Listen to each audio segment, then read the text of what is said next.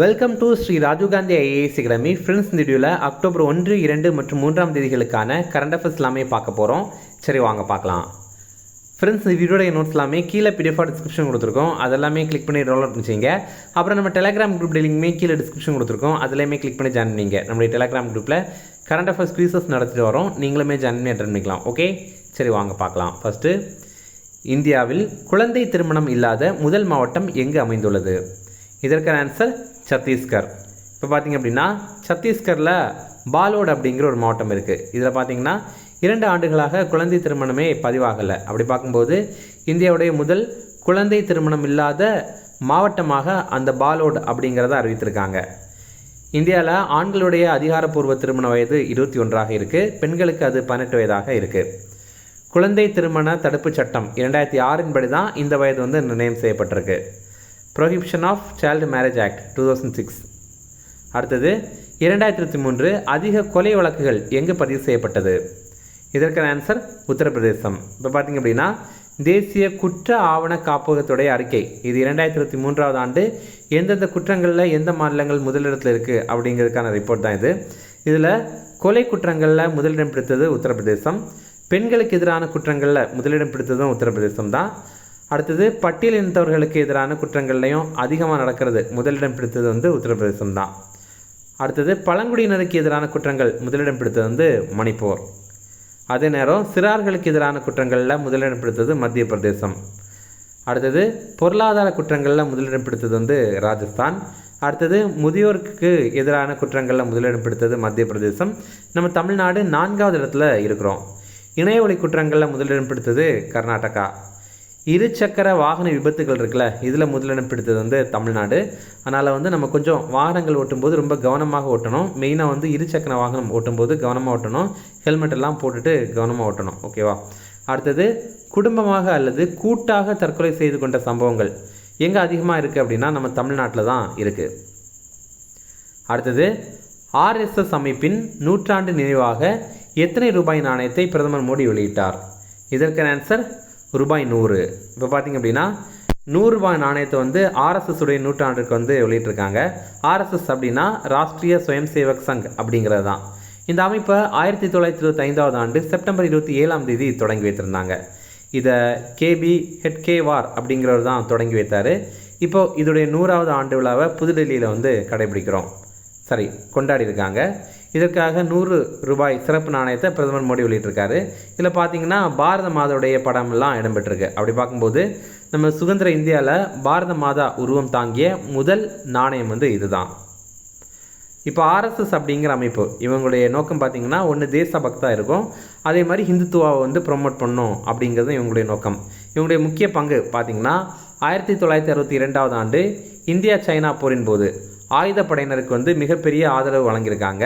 அதே மாதிரி 1971 ஆண்டு இந்தியா பாகிஸ்தான் போர் நடைபெற்றதில் அந்த டைமில் வங்காளதேசத்திலிருந்து வந்த அகதிகளுக்கு உணவு, இருப்பிடம் இதெல்லாம் கொடுத்துருக்காங்க. அடுத்தது, 1984 ஆண்டு சீக்கியர்களுக்கு எதிரான கலவரம் நடைபெற்றதில் அப்போ சீக்கியர்களுக்கு அடைக்கலமும் கொடுத்துருக்காங்க. அடுத்தது, இந்திய பணக்காரர்கள் பட்டியலில் முதலிடம் பிடித்தவர் யார்? இதற்கான ஆன்சர் முகேஷ் அம்பானி. இப்போ பார்த்தீங்கன்னா ஹுருன் ரிச் லிஸ்ட் அப்படிங்கிறது 2025 ஆண்டுக்கானது வெளியிட்டிருக்காங்க. இதில் முதலிடம் இருக்கிறது யார் அப்படின்னா இந்தியாவில் ரிலையன்ஸுடைய நிறுவனரான முகேஷ் அம்பானி. 2ஆம் இடம் பிடித்தது கௌதம் அதானி. இவர் அதானி நிறுவனங்களுடைய நிறுவனர். அடுத்தது, 3ஆம் இடம் பிடித்தது ரோஷினி நாடார். இவங்க HCL நிறுவனத்துடைய தலைவராக இருக்காங்க. இந்திய பெண்களில் மிகப்பெரிய பணக்காரர்கள் பட்டியலில் முதலிடம் பிடித்தது இவங்க தான். அதிக பணக்காரர்கள் உள்ள நகரம் எது அப்படின்னா மும்பை. அதிக பணக்காரர்கள் எந்த நிறுவனத்தை சேர்ந்தவங்களாக இருக்காங்க அப்படின்னா ஃபார்மசிட்டிக்கல் நிறுவனங்களை சேர்ந்தவங்களாக தான் இருக்காங்க. மருந்து நிறுவனங்களை சேர்ந்தவங்களாக தான் இருக்காங்க அதிக அளவிலான பணக்காரர்கள். இந்த ரிப்போர்ட்டை வெளியிட்டது ஹுருன் இந்தியா அப்படிங்கிற அமைப்பு. ஃப்ரெண்ட்ஸ், நம்ம ராஜீவ்காந்தி ஐஏஎஸ் அகாடமியில் இப்போ நடைபெற போகிற எஸ்ஐ எக்ஸாமுக்கான டெஸ்ட் சீரிஸ் ரொம்பவே குறைந்த கட்டணத்தில் ஸ்டார்ட் பண்ணியிருக்கோம். ரொம்பவே குறைந்த கட்டணம், அதாவது ஒரு 599 ரூபாயிலே இதை ஸ்டார்ட் பண்ணுறோம். அக்டோபர் 8 இது ஸ்டார்ட் ஆகுது. இது நீங்கள் ஸ்க்ரீனில் தெரிய நம்பருக்கு கால் பண்ணி இதில் ஜாயின் பண்ணிக்கலாம். அதே மாதிரி நம்ம இன்னொரு அகாடமியான கீஸ்டோன் ஐஏஎஸ் அகாடமியில் யூபிஎஸ்சி எக்ஸாமுக்கான ப்ரிலிம்ஸ் டெஸ்ட் சீரிஸுமே லான்ச் பண்ணியிருக்கோம். இதுவுமே ரொம்ப குறைந்த கட்டணம் தான். இது ஆன்லைன்லேயும் ஆஃப்லைன்லேயும் வந்து நடத்துகிறோம். இதில் என்ன சிறப்பு அப்படின்னா முதல் வார 50 ஆஸ்பிரன்ஸுக்கு வந்து நம்ம 50% வந்து ஸ்காலர்ஷிப் இதில் கொடுக்குறோம். இதுலேயுமே நீங்கள் வந்து ஸ்க்ரீனில் தெரிய நம்பருக்கு கால் பண்ணி ஜாயின் பண்ணிக்கலாம். அடுத்தது, இந்தியாவில் பணவியல் கொள்கையை நிர்வகிக்கும் அமைப்பு எது? இதற்கான ஆன்சர் ஆர்பிஐ. இப்போ பார்த்திங்க அப்படின்னா மானிட்டரி பாலிசி இதை வந்து நிர்வாகம் பண்ணுற அமைப்பு எது அப்படிங்கிறத எக்ஸாமில் கேட்டிருக்காங்க. இது ரொம்ப முக்கியமான எக்கனாமிக்ஸ் கொஸ்டின். ஓகே, இப்போது ஆர்பிஐ வந்து ரெப்போ ரேட் எவ்வளோ இருக்கணும் அப்படிங்கிறதையும் ரிவர்ஸ் ரெப்போ ரேட் எவ்வளோ இருக்கணும் அப்படிங்கிறதையும் முடிவு பண்ணுவாங்க. அதுதான் நம்ம வந்து பணவியல் கொள்கை அப்படின்னு சொல்லுவோம். இப்போ ரெப்போ ரேட் அப்படின்னா என்ன அப்படின்னு பார்த்தீங்கன்னா ஆர்பிஐ வந்து மற்ற வங்கிகளுக்கு வந்து கடன் கொடுப்பாங்க. மற்ற வங்கிகள் அப்படின்னா எஸ்பிஐ, அப்புறம் IOB, Canara bank, Indian bank, இந்த மாதிரி மற்ற வங்கிகள் இருக்குல்ல, அதுக்கு வந்து கடன் கொடுப்பாங்க. அப்படி அவங்க கடன் கொடுப்பாங்கல்ல, அப்போது எத்தனை சதவீத வட்டியில் கடன் கொடுக்குறாங்க அப்படிங்கிறது தான் ரெப்போ ரேட். அது இப்போ வந்து 5.5% இருக்குது. அதே நேரம் ரிவர்ஸ் ரெப்போ ரேட் அப்படின்னா என்னென்னா இந்த வங்கிகள் எல்லாம் வந்து ஆர்பிஐக்கு கடன் கொடுப்பாங்க. அது வந்து கடனாக கொடுக்கும்போது எத்தனை சதவீதம் வட்டியில் கொடுக்காங்க அப்படிங்கிறது தான் ரிவர்ஸ் ரெப்போ ரேட். இது வந்து இப்போ 3.35% இருக்குது. இப்போது இந்த ரெப்போ ரேட்டையும் இந்த ரிவர்ஸ் ரெப்போ ரேட்டையும் ஃபிக்ஸ் பண்ணுற அமைப்பு எது, நிர்ணயம் பண்ணுற அமைப்பு எது அப்படின்னா அது ஆர்பிஐ தான். ஓகேவா? இதுதான் வந்து நம்ம வந்து மானிட்டரி பாலிசி, பணவியல் கொள்கை அப்படின்னு சொல்கிறோம். அடுத்தது ரொம்ப முக்கியமான ஒரு கொஸ்டின் பொருளாதாரத்தை பொறுத்த வரைக்கும் 2024-25 நிதியாண்டு இந்தியாவுடைய பொருளாதார வளர்ச்சி 6.5% இருக்குது. ஆர்பிஐடைய ஆளுநர் பார்த்திங்கன்னா சஞ்சய் மல்ஹோத்ரா. இப்போது ரீசெண்டாக வர பண தாள்கள் எல்லாம் பார்த்திங்கன்னா சஞ்சய் மல்ஹோத்ரா அவர்களுடைய கையெழுத்து நீங்கள் பார்க்கலாம். அடுத்தது, ஐசிஏஓ அமைப்பின் தலைநகர் எங்கே அமைந்துள்ளது? இதற்கான ஆன்சர் மான்ட்ரியல். மான்ட்ரியல் அப்படிங்கிறது கனடாவில் தான் இருக்குது. ஐசிஏஓ அப்படின்னா இன்டர்நேஷ்னல் சிவில் ஏவியேஷன் ஆர்கனைசேஷன் அப்படிங்கிற அமைப்பு, சர்வதேச விமான போக்குவரத்து அமைப்பு. இப்போது இந்த அமைப்பிற்கு உறுப்பினராக இந்தியா தேர்வு செய்யப்பட்டிருக்கோம். அதனால் 2025 ஆண்டுலேருந்து 2028 ஆண்டு வரைக்கும் இந்தியா வந்து உறுப்பினராக நம்ம வந்து தொடருவோம். மத்திய விமான போக்குவரத்து துறை அமைச்சர் யார் அப்படின்னா ராம் மோகன் நாயுடு அப்படிங்கிறவர். இப்போ இந்த அமைப்பு இருக்குல்ல, இன்டர்நேஷ்னல் சிவில் ஏவியேஷன் ஆர்கனைசேஷன், ஐநா சபை கீழே இருக்கிற ஒரு முக்கியமான அமைப்பு. இப்போ வந்து WHO இருக்குது, FAO இருக்குல்ல, அதே மாதிரி இதுவும் ஒரு முக்கியமான அமைப்பு. அடுத்தது, 2025 உலக பாரா தடகள சாம்பியன்ஷிப் போட்டி எங்கே நடைபெறுகிறது? இதற்கான ஆன்சர் புதுடெல்லி. இப்போ பாரா தடகளம் அப்படின்னா மாற்றுத்திறனாளிகளுக்கான தடகளம் அப்படிங்கிறது தான் அர்த்தம். ஓகே, இப்போ பார்த்தீங்கன்னா 12வது உலக பாரா தடகள சாம்பியன்ஷிப் போட்டி வந்து நடைபெறுது. நம்ம இந்தியாவில் நடைபெறுது. புதுடெல்லியில் ஜவஹர்லால் நேரு மைதானத்தில் தான் நடைபெறுது. இதில் இந்திய ஈட்டி எறிதல் வீரரான சுமித் தண்டில் இவர் வந்து தங்கம் ஜெயிச்சிருக்காரு. இந்த போட்டி வரலாற்றில் 3 முறை சாம்பியனான ஒரே இந்தியர் வந்து இவர் தான். அடுத்தது முக்கியமான ஒரு பயிற்சி, எக்ஸசைஸ் ட்ரோன் கவச் அப்படிங்கிற பயிற்சி. இது பார்த்திங்கன்னா ட்ரோனை இயக்கிறதுக்கான பயிற்சியும் வழங்குறாங்க. அதே நேரம் ட்ரோன் வந்து நம்மளை தாக்க வருது அப்படின்னா அதை எதிர்க்கிறதுக்கான பயிற்சியும் வழங்கியிருக்காங்க. இதில் பங்கேற்ற அமைப்புகள் இந்திய இராணுவம் மற்றும் இந்தோ திபெத்திய எல்லை காவல்படை ITBP இருக்குல்ல, அந்த இரண்டும் இந்தியன் ஆர்மியும் ITBPயும் வந்து பங்கேற்றிருக்காங்க.